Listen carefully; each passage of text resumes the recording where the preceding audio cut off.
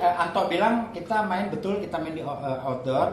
Lokasi venue-nya di Pura Mangkunegaran, Pamedan. Pamedan ya kita sebutnya, Pamedan di Solo. Konsepnya adalah festival. Akan tetapi memang harus diakui juga infrastruktur kan juga menentukan. Harus diakui juga kehadiran negaranya juga harus menentukan. Nah, ini mereka sekolah untuk menajamkan keilmuan dia di dalam bermusik ya.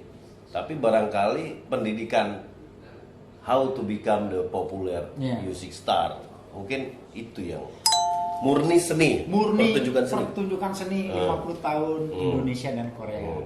Akan tetapi karena tempatnya di Solo, kebetulan salah satu calon wakil presidennya dari Solo. Halo sahabat event, selamat sore, ketemu lagi dengan gue Anton Novos. Hari ini gue lagi ada di sekolah lama musik, lagi ada di kantor deteksi, tempat para senior bekerja, dan sampai sekarang banyak event keren-keren dan masih aktif. Salah satu event yang akan berjalan dan sangat punya pesan yang dalam ya, dalam rangka kerjasama Indonesia dengan Korea. Nanti penyelenggaranya adalah IPC atau Deteksi Production, dan hari ini gue bersama Mas Koko. Apa kabar Mas? Nanti akan jelasin banyak hal tentang apa itu event yang akan digelar di Solo. Nah Mas Koko, gue dengar ada event, ada artis Korea, ada artis Indonesia yang akan tampil di Solo. Betul. Dan itu outdoor. Dan sekarang musim kampanye. Boleh nggak gue jelasin? Ya, yang pertama kita ingin sampaikan bahwa tahun ini Indonesia dan Korea itu hubungan diplomatiknya sudah menginjak ke 50 tahun. 50 tahun. 50 tahun. Untuk itu pihak Korea dengan senang hati ingin berbagi semangat dengan negeri kita. Kali ini berbagi semangatnya dengan musik Indonesia lewat konser musik K-pop dan anak-anak milenial Indonesia tampil bersama. Oke. Sorry gambarnya nggak apa-apa? Nggak apa. Cuma itu aja. Terus ini formatnya apa kok? Konser, outdoor, indoor, festival? Tadi Anto bilang kita main di outdoor. Lokasi venue-nya di Pura Mangkunegaran, Pamedan. Pamedan ya kita sebutnya, Pamedan di Solo. Konsepnya adalah festival. Karena akan tampil 3 dari Indonesia. Plus 1 MC.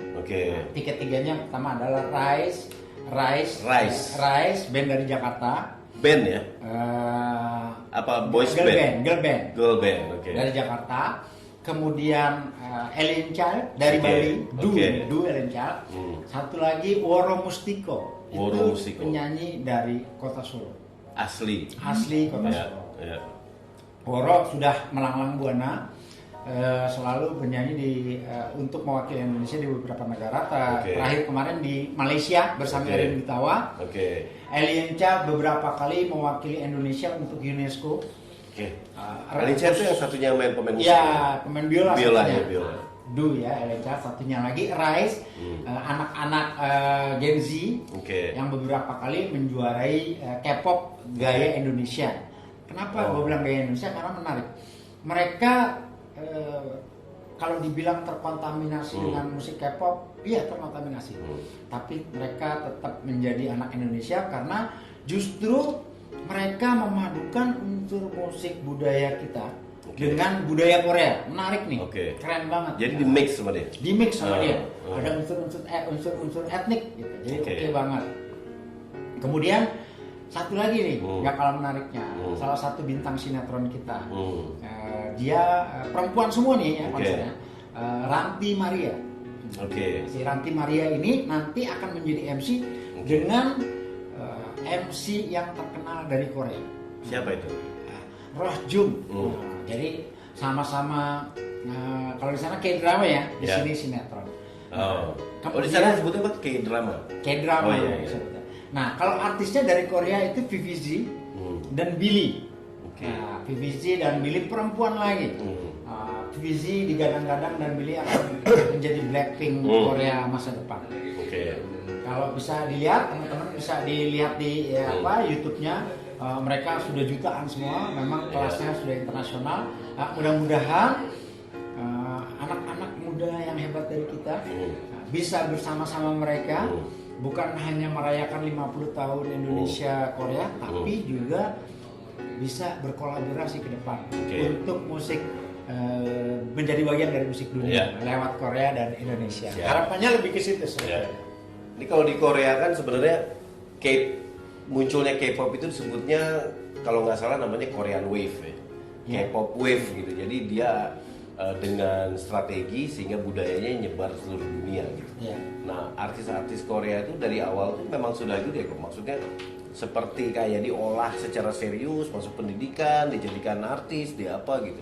Kira-kira artis ini di kelas berapa di Korea? Di Korea, mereka adalah rising star. Kalau kelasnya karena rising star, kita tidak bisa mengatakan grade A, grade B, tapi yang jelas mereka rising star. Saat ini mereka rising starnya.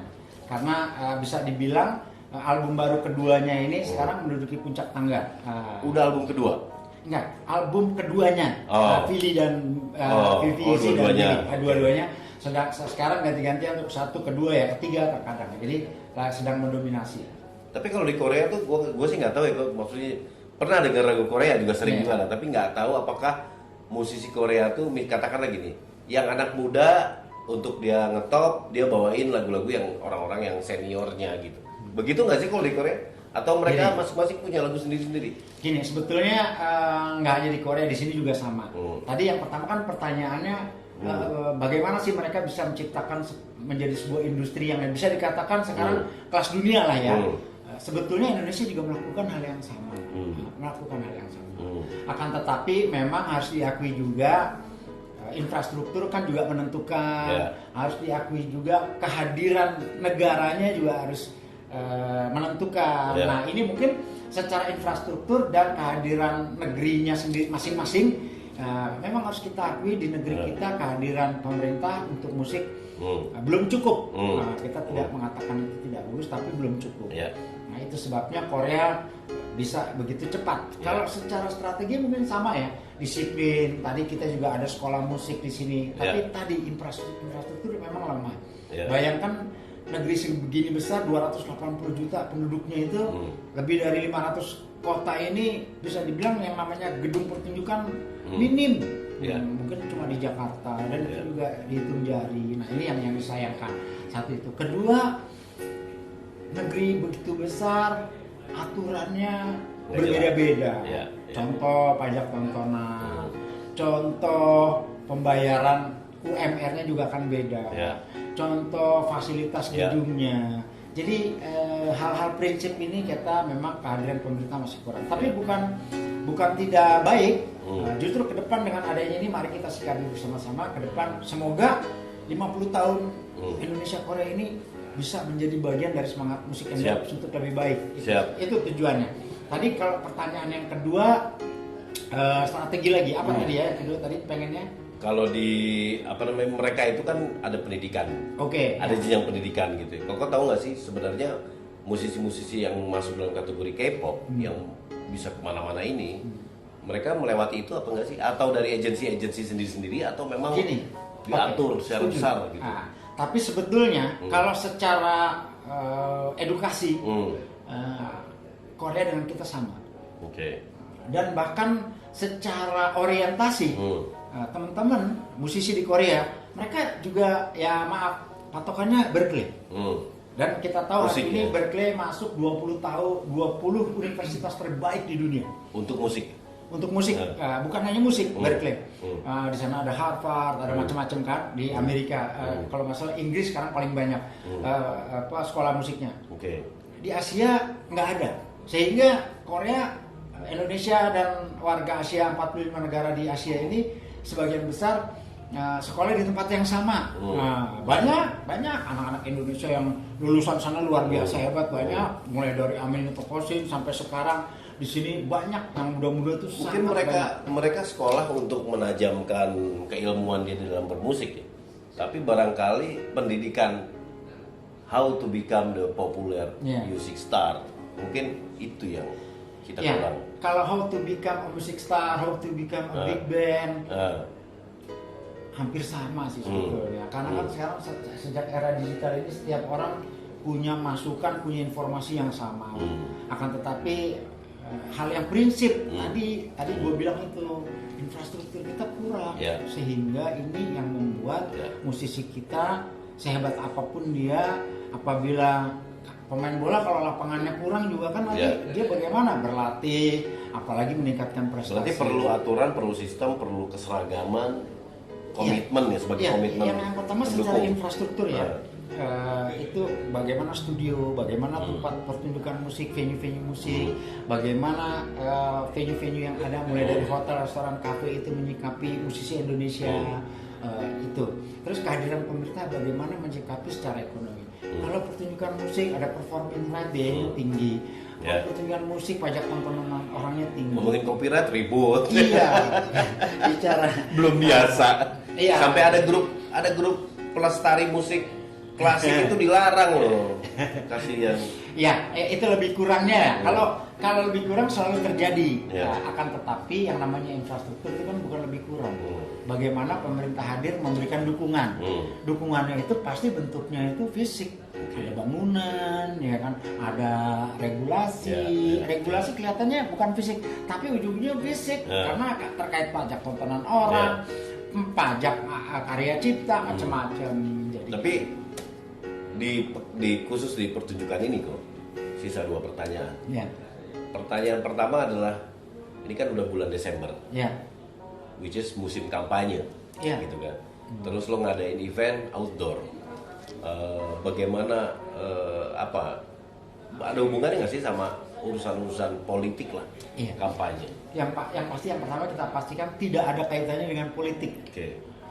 Murni seni, pertunjukan seni 50 tahun Indonesia dan Korea. Akan tetapi karena tempatnya di Solo, kebetulan salah satu calon wakil presidennya dari Solo, ya bisa-bisa aja boleh berkenan, tapi kita pastikan tidak. Kalau pertanyaannya kenapa di Solo, karena 7 bulan yang lalu kita merencanakan bikin di Solo, karena Solo cukup ramai waktu itu, kita lihat kok keren nih kita bikin di Solo. Kita harapan kita, artinya ini udah dipikirin lama lah ya. Udah bulan yang lalu. Tiba-tiba sebulan yang lalu wali kotanya jadi calon wakil presiden. Tapi semuanya bagus-bagus saja. Justru bagaimana penyelenggara, kita sebagai penyelenggara bagaimana kita menyikapinya. Kita akan mengundang semua calon presiden dan calon wakil presiden. Semuanya akan diundang. Akan diundang. Mudah-mudahan hadir. Karena kita tidak ingin berpolitik sama sekali. Musik itu biar dia berjalan apa adanya, sesuai juga dengan hati nuraninya masing-masing. Pertanyaan kedua loh, ini sebagai pertanyaan terakhir, ini penting banget buat industri kita. Kita lihat sebentar lagi debat-debat presiden itu muncul ya di TV ya. Kemudian kita sudah lihat di banyak media apa saja nih pertanyaan-pertanyaan yang akan diajukan di dalam debat capres-cawapres gitu. Ada satu yang jadi perhatian kita kok. Ternyata industri pariwisata dan industri kreatif tidak ada satupun di dalam pertanyaan itu. Menurut Koko, apa ya cara kita atau upaya kita untuk juga memberikan sumbangsi pemikiran sehingga dibaca sama mereka calon-calon capres? Karena industri kreatif nih jangan-jangan ketinggalan lagi, bukan lagi malah mundur lagi, nggak dibahas, nggak di apa gitu. Tapi kalau kita bicara bagaimana menyikapi kita sebagai bekerja di musik, marilah kita bersatu yang pasti. Kedua, tadi sebetulnya kalau kita baca di media ada, tapi debatnya itu dimasukkan kata budaya dan tapi itu tidak prioritas. Iya, berarti nggak spesifik. Iya, tidak spesifik. Lewat acara ini juga kita ingin menyarankan justru, mari kita sarankan bahwa musik itu adalah sebuah industri. Jadi salah apabila kita menilai musik adalah sebuah hiburan. Salah. Bahkan pariwisata, contoh pariwisata tanpa musik itu tidak mungkin. Tempat pariwisata kalau tidak ada musiknya, nothing. Tidak lengkap. Tapi musik biarpun tidak di tempat pariwisata jadi masih pariwisata lengkap, masih datang orang. Nah itu pemerintah harus menyikapi. Juga begitu. Jadi harus dibawa di debat, jangan nggak dibawa. Iya, itu harus disikapi. Kedua, bagaimana kita semua menyikapi agar pemerintah bisa membuat musik ini maju. Sebetulnya bukan musik maju, musik adalah sebuah industri. Kemajuan musik adalah kemajuan ekonomi. Jadi kalau kita bicara ekonomi, itu bukan bicara bagaimana menghitung uang, tapi kita kan menciptakan uang. Musisi ini menciptakan uang. Bagaimana kita membangunnya? Iya, akan menjadi sebuah industri. Kita bayangkan, itu kemarin Coldplay datang, berapa juta US dollar orang Indonesia harus bayar. Keuntungannya kayaknya udah triliunan. Nah, itu kan harusnya ke depan kita jangan hanya menjadi penonton. Ya maaf nih, artis-artis kita bukan hanya lebih bagus, kita lebih banyak. Bukan hanya lebih banyak, kita juga memang musik itu sudah menjadi bagian dari masyarakat kita. Bayangin, di Indonesia ini ada 78.000 desa. Udah bisa dipastikan ada penyanyi satu, udah pasti itu. Udah pasti ada. Udah ada penyanyi, pasti ada pemain band, ada paduan suara, udah pasti. Kalau dangdut tuh banyak banget gitu. Udah banyak banget. Nah, tapi tadi ketika kehadiran pemerintah dirasakan masih kurang, seharusnya pemerintah membenahi itu. Kemudian pemerintah mencanangkan bagaimana menyikapi musik itu sebagai industri, bukan sebagai hiburan. Bahkan kalau pariwisata dengan musik itu bisa dikatakan nyaris kekuatannya sama. Bahkan kalau ketika pariwisata dan musik digabungin itu menjadi sebuah industri yang luar biasa harusnya. Tapi Om Koko dan teman-teman di sektor industri hiburan yang mungkin lebih dekat ke musik, memang seharusnya juga punya upaya untuk memberikan semacam sharing pengalaman dan keilmuan kepada para dinas pariwisata. Sehingga mereka juga paham gitu. Dengan senang hati. Dengan senang hati. Oke, teman-teman, babak kedua dari obrolan tadi dengan Mas Koko masih dalam bahasan yang sama, yaitu akan munculnya sebuah konser dalam rangka kerjasama Indonesia Korea, di mana di dalamnya ada pertunjukan artis Korea dan artis Indonesia. Nah, karena itu diadakannya di Solo, hari ini saya lagi bersama Mas Didit. Warga Solo. Nah, ini sama sore Mas. Gimana Mas menyikapi akan munculnya event ini Mas? Teman-teman di Solo kira-kira gimana? Atau Mas Didit ikut bantu juga itunya? Terlibat dalam penyelenggaraan. Jadi untuk masyarakat Solo, saya rasa lebih senang sekali ya, karena selama ini K-pop itu setiap tampil pasti di kota besar seperti di Jakarta, dan ini baru pertama kalinya di Indonesia K-pop main diselenggarakan di Solo. Jadi harapan masyarakat ini kan pertama karena menyambut hari ulang tahun Indonesia Korea yang ke-50. Sekaligus ini memang konser ini diadakan bener-bener pure, nggak ada muatan apapun atau muatan politik, memang anniversary. Nah, harapannya apa? Kenapa tiketnya murah? Jadi memang ini untuk spesialis untuk masyarakat Kota Solo. Dalam ini memang perkembangan zaman sekarang ini kan memang anak-anak muda, generasi Z, generasi milenial itu memang K-popper semua. Jadi harapannya kita ini nggak usah jauh-jauh nih nonton ke Jakarta yang harus nanti mengeluarkan anggaran lain lagi. Itu yang pertama. Terus yang kedua, kita di tengah Solo ini sebagai sentral tengah di Pulau Jawa. Harapannya dari Surabaya juga masuk. Terus dari Jakarta pun juga lah, nggak masalah. Terus dari Jogja untuk Semarang itu kan banyak. Jadi semua bisa masuk ke Solo. Dalam artian kita juga ikut meramaikan juga kota Solo gitu. Harapannya seperti itu. Kalau ini Mas, kira-kira promosi udah dilakukan belum di Solo? Kalau promosi sudah melalui media-media khususnya kayak Twitter, Instagram, TikTok itu anak-anak saya juga sudah mulai jalan nih. Gitu. Terus ini tiketnya Mas, mungkin informasi buat teman-teman yang akan berminat untuk nonton. Kita pengen tahu juga informasi tiket harganya. Kalau tiket harganya itu konser 300.000, terus 500.000, ya 750.000. Jadi dengan kelas-kelas ya, ada kelas-kelas. Dengan kelas-kelas.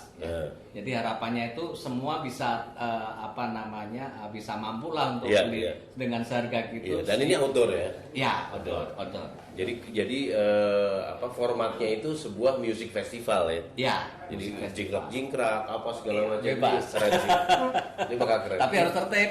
Oh iya, itu harus itu. Iya. Dan saya pikir Solo juga adalah kota yang sudah tertib lah. Iya. Beberapa event di situ sukses semua. Ini acaranya siang atau gimana? Malam? Siang malam. Acaranya malam. Nanti. Selain dari musik ada nggak dukungan event ini? Apa mungkin ada kulineran di situ? Kulineran ada UMKM. Oke. UMKM ya, jadi UMKM juga ikut menyemarakan lah. Jadi ya orang-orang yang nonton ini juga nggak terlalu sulit untuk mencari makanan, jajan, apa segala macam. Jadi udah kita persiapkan juga. Mungkin ada yang teman-teman penggemar masakan Korea. Ada juga nanti khusus untuk masakan Korea. Ada juga. Oh, ada masakan Korea juga. Masakan Korea. Nah, itu selain nonton musik, lo juga bisa merasakan makanan Korea. Iya. Nah, ini seru banget nih. makin luas. Makin luas. Terus untuk memberikan inisiasi juga supaya warga Solo dan sekitarnya, nggak cuma Solo aja nih, anak-anak muda ini supaya menginisiasi yang pelaku seni musik khususnya, supaya bisa belajar nih Korea kenapa sih bisa begitu mendunia banget gitu. Harapan kita kesana gitu kan.